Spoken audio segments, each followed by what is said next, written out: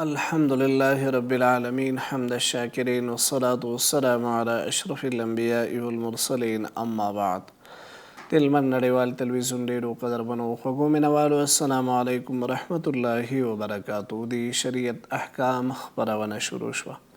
مننه کوو له افغان ټیلیکام نه چې زموږ خپرونه تمویل کړې. د افغان ټیلیکام له انټرنیټي خدماتو استفاده کولی شي. تاسو هم په خپرونه کې برخه اخیستلی شئ. زموږ د اړیکې شمېره تاسو ته په سکرین باندې ښکاري. زموږ یو ورور پوښتنه کړې ده. هغه وایي چې مولوي صاحب ښځه او خاوند یو ځای په یوه کوټه کې لمونځ کولی شي او که نه؟ وایي د شپې مونږ چې کله تهجد کوو یا نفل لمونځ کوو مونږ یو ځای په یو جای نماز باندې ودرېږو. وایي زموږ لمونځ صحیح دی او که نه دی؟ ګورئ که چېرته یو ښځه خاوند یا سړی او ښځه یو ځای ولاړ وي او لمونځ هم یو وي، یعنې د دواړو یو لمونځ وي او یو امام پسې نیت کړی وي، خو دا خو بلکل لمونځ فاسد دی. که چېرته لمونځ جدا جدا وي او بیا هم پیوست ولاړ وي ښځه او خاوند، نو لمونځ مکروه دی. ښه دا ده چې د ښځې او د خاوند په مابین کې یو څه فاصله واوسېږي، یا خاوند له خپلې ښځې نه وړاندې وي او ښځه شاته لمونځ وکړي ورپسې. یا که چېرته په برابري کې وي خو حد اقل د یو جاینماز یا د یو کس په اندازه په مابین کې فاصله واوسېږي، حایل واوسېږي، نو دا بهتره طریقه ده، لمونځ کېږي. په یو کوټه کې لمونځ کول مشکل نه لري چې ښځه یو ځای کې ولاړه ده، خاوند بل ځای کې ولاړ دی، خو څنګ په څنګ ودرېدل ښه نه دي. لمونځ دی د انسان خیالات دي، تفکرات دي، داسې څه فکر رانشي چې هغې سره لمونځ ته نقصان ورسېږي. د دې وجې نه فاصله په مابین کې پرېږدئ او لمونځ کوئ، نو بیا به صحیح وي. زموږ یو بل ورور پوښتنه کړې ده. وایي چې زما میرمن وایي بېګا پیشلمي ته نه وه جګه سوې او اوس وایي ډېره سخته چې دی که نه روژه ورباندې تېرېږي. که دغسې د ډېرې سختې لوږې له امله هغه روژه وخوري، وایي د دې ته د روژې خوړلو جواز شته که نسته ده؟ نه خیر، په داسې صورت کې جواز نشته. روژه خو وي سخته، روژه کې به یو څه سختي تېری، تکلیف به تېری. روژه کې خو چې کله دغه سختي په انسان باندې تېرېږي، د دغې خو الله تا ته اجر درکوي. نو دا کوم عذر نه دی. دا چې پیشلمي ته نه دی جګه سوې، نو هېڅ پروا نه کوي، خیر دی، کوشش دې وکړي خپله روژه دې ونیسي. الا مګر دا که وضعیت یې خراب سو، یا خدای نخواسته بېهوشه سوله، په هغه صورت کې بیا جواز پیدا کېږي. ورځو اړیکې ته. السلام علیکم ورحمت الله. وعلیکم السلام ورحمۃ اللہ. مهرباني وکړئ ورور. پوښتنه مې دغه ده مولوي صاحب محترم، موږ دلته په رايه منطقه کې اوسېږو، نو دغه د مازدیګر د اذان او د ماښام د اذان ماته لپاره ده ښه دا ډېر نه اورېدلی کېږي. ښه نو که چېرته موږ هغه نقشه چې هغه د اجاوقا په لخوا څخه زموږ د ولایت لپاره جوړه شوې ده، پر هغه باندې موږ روژه ماتوو، هغه صحیح ده که نه ده؟ بالکل صحیح ده. تاسو کوم ولایت سره یې؟ زابل. زابل کې. صحیح ده، زه درته معلومات درکوم انشاءالله. زموږ یو بل ورور پوښتنه کړې ده. هغه وایي چې آیت الکرسي په کوم وخت کې ویل ډېر ښه دي او بهتر دي؟ په کوم وخت کې باید آیت الکرسي وویلی شي؟ آیت الکرسي دا د قرآن عظیم الشان آیتونو څخه یو آیت دی. هر وخت ویل ثواب او فضیلت لري، خو ډېر ښه وخت یې د شپې له خوا نه کله چې ته ویده کېږې په خپل ځان باندې دم کې، نو الله به دې تر سهاره پورې انشاءالله حفاظت کوي له هر قسمه شر د انسان او شر د شیطان نه. همداسې د سهار له خوا نه په خپل ځان دم کې، همداسې که ماشوم چې دی مثال په طور باندې ډارېږي، په هغه باندې دم کولی شي. نو ډېر یو د خوف او د ترس په وخت کې چې دی ویل بهتر دي. ورځو اړیکې ته. السلام علیکم ورحمت الله. اورم، مهرباني وکړئ وروره. مولوي صاحب محترم، یوه پوښتنه مې دا ده چې سجده سهو په لمانځه کې سجده سهو په لمانځه کې کور لازمېږي، او بله پوښتنه مې دا ده پنځه وخته لمونځ کوو، په پنځه وخته کې 3 وخته چې ده په جهر سره او 2 وخته چې ده سره کېږي. په دې کې هغه په جهر سره کېږي او هغه په خفیه سره کېږي. دا 2 پوښتنې جواب کړی. دا 15 وخته لمونځ چې مونږ کوو، 3 په جهر او 2 خفیه، دې کې څنګه سوال څنګه شو؟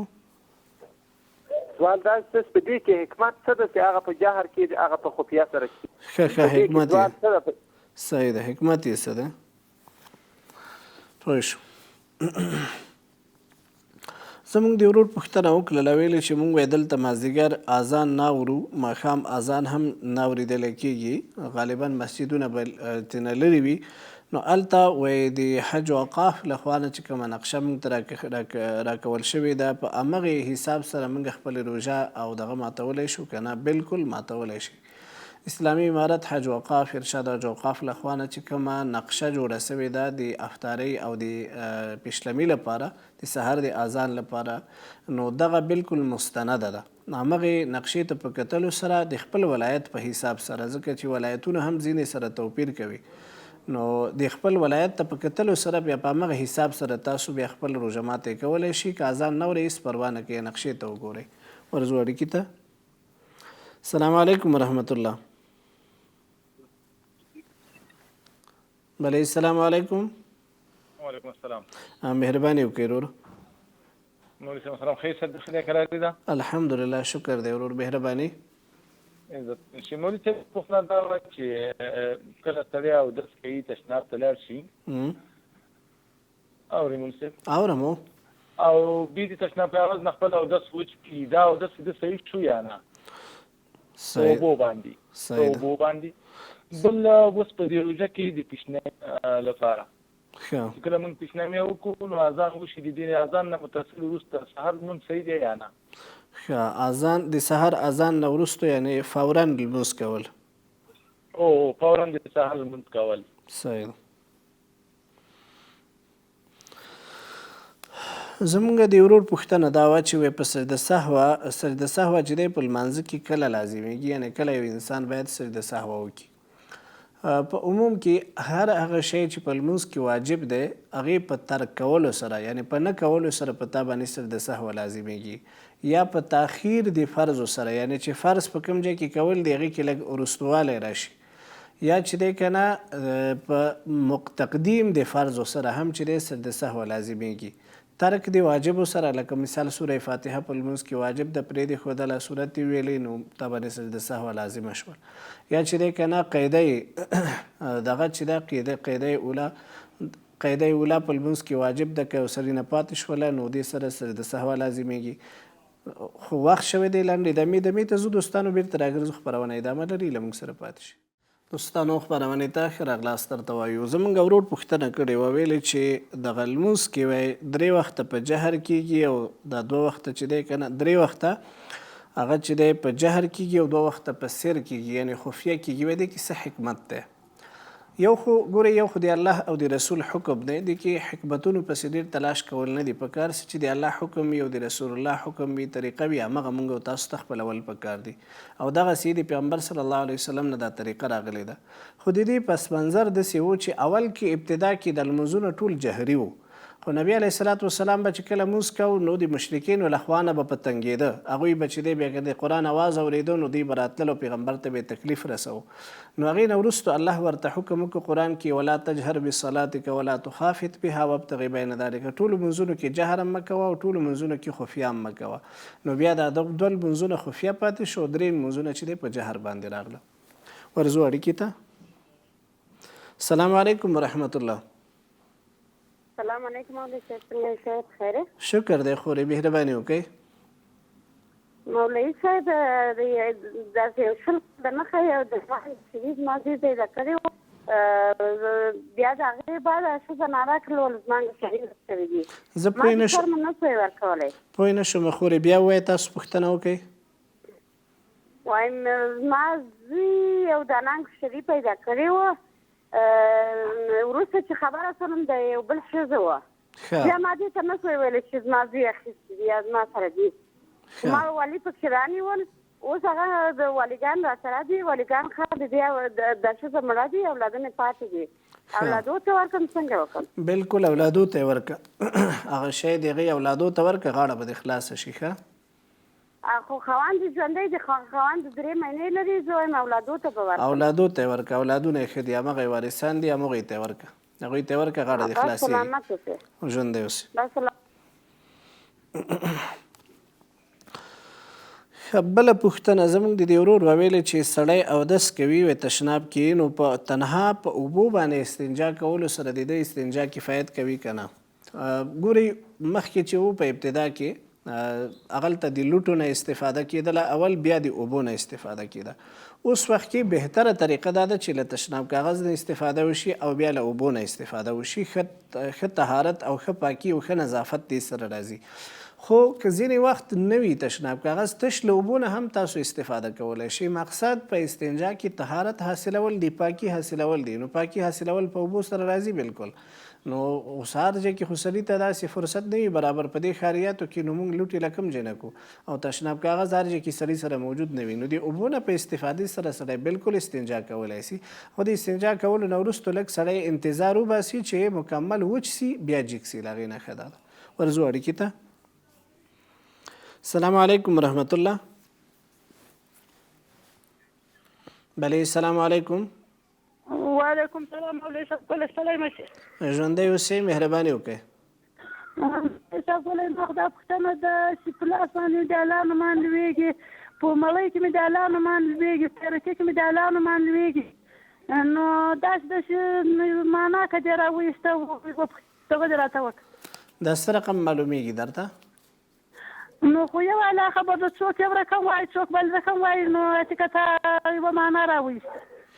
نه دا په رښتیا باندې په لاس کې ښکاري تا د الله نومونه؟ خو چې به بیا څه یوه معنا راوباسي نو چې خو ماته نه ماني. صحیح ده. تلیفون غیر مې ښه نه ده. صحیح شو، زه درته وایم انشاءالله.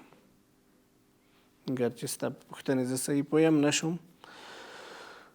بل زموږ د ورور بله پوښتنه دا وویلې چې د سحر اذان وشي، د سحر د اذان نه وروستو فورا لمونځ کول څنګه دي؟ یعنې د سحر لمونځ کول، ګورئ د سحر اذان نه 11 یا 15 دقیقې تاسو صبر کوئ احتیاطي. له هغې نه وروستو بیا چې دی خپل فرض لمونځ کوئ.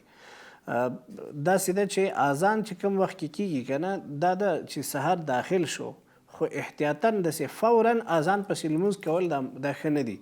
یو څه انتظار ویستل پکار دی. حتی د ماښام لمونځ پسې موږ تاسو اذان وکړو زر ورپسې ودرېږو، داسې دا چې دی دا ګوره د احنافو فقهاو په نظ باندې مکروه دی. یعنې یو څه فاصله باید د اذان او د لمونځ واوسېږي. او بیا دغه د سحر وخت چې دی که نه، دا داسې حساس وخت وي. نو همغه وخت کې د سحر داخلېدل صبح صادق معمولي په 100 دقیقو کې فرق اوسېږي. نو ښه دا ده لکه موږ په لمونځونه چې په مسجدونو کې کوو نو 15 دقیقې حد اقل ټیم ورکوو چې هغې نه وروستو بیا خلک راځي او خپل جماعت کوو. نو یو 15 دقیقې حد اقل صبر کوئ، دا ښه دی، غوره دی. اما که چا وکړو لمونځ یې صحیح دی. ورځو اړیکې ته. السلام علیکم ورحمت الله. السلام علیکم ورحمت الله. وعلیکم السلام، مهرباني وکړئ. مولوي صاحب محترمه، که چیرې یو سړی خپل زنانه ته یو دفعه هغه ورکړي، طلاق ورکړي، نو هغه بیا څنګه بېرته راګرځول کېږي؟ صحیح ده. یو طلاق یې ورکړی؟ هو یو طلاق ورکړي. او ورته ویلې چې ته په ما طلاق یې، بس همدومره یې ویلې؟ هو همدغه یو ځل یې ورته ویلي چې ته په ما طلاق یې. صحیح شو. آینده لپاره بیا ونه وایي ورته چې او صاحبان. ښه. بل د خور پوښتنه وایي چې په لاس کې مې د الله نوم راځي، په خوراک کې مې د الله نوم راځي. زه د دې په پوښتنه ولاکه پوه شوم چې لاس کې څنګه، یعنې لاس کې نوشته کېږي یا په خوراک کې نوشته کېږي یا څرنګه؟ که دغسې څه وضعیت راغلی وي تا سره، نو هغه به ستا هسې فکر کومه تخیل به دي، تا ته به داسې ښکاري، حقیقت کې شاید هغسې نه واوسېږي. یعنې د الله نوم په یو ځای کې شاید را هم سي، یعنې په یو ځای کې په یو تیږه یا یو ځای کې په یو پاڼه، په یو ځای کې چې دی که نه، هغه دا نه ده چې نه راځي. د الله حکمتونه دي، قدرتونه دي، لیکن داسې هم نه ده چې هر سړي ته د په هر شي کې د الله نوم ښکاره سي. نو هغه د تا په ذهن کې فکر کې شاید داسې تخیل واوسېږي. نو ورسره ته چې دی که نه کوشش وکړه چې یو وظیفه درته زه ښیم، دا وظیفه ډېره زیاته کوه. یا حی یا قیوم برحمتک استغیث اغیثنا، یا حی یا قیوم برحمتک استغیث. دا حد اقل 100 ځلې په ورځ کې وایه او خپل فرض لمونځ کې دی په وخت باندې کوه. انشاءالله دا فکر به دې سم شي. ورځو بیا هم دوستانو دمې ته، دمې نه پس بیرته راګرځو، خپرونې ادامه لري، له موږ سره پاتې شي. دوستانو خپرونې ته ښه راغلاست درته وایو. مننه کوو له افغان ټیلیکام څخه چې زموږ خپرونې تمویل کړې. د افغان ټیلیکام له غوره خدماتونو استفاده کولی شي. ورور ویلي وی که چیرې یو کس خپلې ښځې ته میرمن ته یو طلاق ورکړي، نو څنګه به بیرته یې راګرځوي؟ یو طلاق ورکولو نه وروستو خپلې ښځې ته رجوع وکړه. رجوع دا ده چې د مینې محبت خبرې ورسره وکړه، یا لکه څنګه چې ښځه خاوند سره یو غاړه ورکوي غاړه ورته وکړه، دغسې رجوع ورته وکړه بس خپلې ښځې ته، او پام دې واوسېږي چې له هغې نه وروستو بل طلاق ورنه کړي. په دویم طلاق کې بیا هم یو څه چانس وي، دریم طلاق کې هېڅ چانس نه وي. او دا طلاق لفظ په خپله خوله باندې مه راولئ. ګوره کوشش وکئ چې هر څومره د ښځې سره جنجال له هغې طلاق ورته مه وایه، پوه شوې، حتی وهلو ډبولو ته ورسېږي خو د هغې هم حل شته ده، بیرته به هم صلح وکړو، خو لیکن طلاق بیا بیرته نه راګرځي. نو یو طلاق سره دومره ده چې خپلې ښځې ته رجوع وکړه او آینده کې کوشش کوه چې، او دا رجوع به ډېر زر کوي ورته، ښه زر به رجوع ورته وکړي او د تې خپل ژوند کوئ، هېڅ مشکل نشته ده، ستاسو جدایي نه ده راغلی. زموږ یو بل ورور پوښتنه کړې ده، وایي چې سګرټو سره روژه ماتېږي که نه؟ سګرټو سره روژه ماتېږي، نسوارو سره روژه ماتېږي. او نو چې په سګرټو په نسوارو روژه نه ماتېږي نو په څه شي ماتېږي؟ خو په همدې سره ماتېږي، بالکل ماتېږي. بلې خور پوښتنه کړې د ناوې په سر باندې قرآن شریف تېرول وایي څنګه دي؟ وایي زموږ ځای کې رواج دی چې کله ناوې رخصتۍ په سر یې قرآن شریف تېرېږي. لومړی ورځو اړیکې ته. السلام علیکم ورحمت الله. وعلیکم السلام ورحمت الله. مولوي صاحب جوړ یې؟ شکر دی الحمدلله. مهرباني وکړئ ورور. مولوي صاحب ما یو پوښتنه درلوده. وایه اورم. د حیواناتو روح څوک اخلي؟ د حیواناتو څه شی؟ د حیواناتو روح. وای نه شوم. روح یې څوک اخلي؟ او ښه صحیح ده. نو د ناوې په سر باندې قرآن شریف تېرول، قرآن شریف د دې لپاره نه دی راغلی چې موږ تاسو د دې شیانو لپاره استفاده کړو. قرآن شریف د دې لپاره راغلی چې قرآن زده کړو، قرآن باندې عمل وکړو، د قرآن اوامر نواهي دا اصل په خپل ژوند کې راولو. پوه شوې؟ داسې چېرته د اسلافو نه د سلفو نه دا ثابت نه دي چې هغوی ناوې رخصتي او قرآن شریف په سر باندې هغه چې دی ونیسي. درسته د قرآن د برکت کتاب دی، قرآن چې دی که نه دا د رحمت کتاب دی، بالکل دی، لیکن د دغه شیانو لپاره د دې استفاده ده شرعي کوم امر نه دی، مباح دی، ناجایز هم نه دی، داسې نه وایي چې دا ګناه ده، خو دې ته د شریعت حکم نشو ویلی او نه د شریعت امر دې ته ویلی شو. نو دغسې رسمونه رواجونه زیاتره بیا داسې شي چې بیا آینده کې کوونه شي، خلک داسې فکر کوي لکه چې غټه ګناه مو وکړله، ځکه هغوی بیا داسې فکر کوي چې دا هم د شریعت حکم دی. رسمونه رواجونه زیاتره بیا د شریعت ځای نیسي، او داسې نه ده چې دا په شریعت کې وي، دا موږ تاسې رسمونه دي، رواجونه دي، بس هېڅ نور څه صبغه دیني نه لري. بل د خور پوښتنه کړې ده، وایي کوم کور کې چې میږیانې ویلی کېږي چې دې کور کې سحر او جادو سوي ده، کوډې شوي دي، وایي دا تر کومه کچه پورې حقیقت لري؟ خو متاسفانه زموږ وخت اختتام ته ورسېده. دوستانو نړۍ مننه. انشاءالله د پاتو پوښتنو ځوابونه انشاءالله که ژوندي وو سبا په خپرونه کې شاملو. دغه خپرونه تاسو هره ورځ په یوټیوب باندې هم کتلی شئ، هغلته اپلوډ کېږي. نن ورځې لپاره تاسو ټول په لوی رب سپارو. د الله په امان.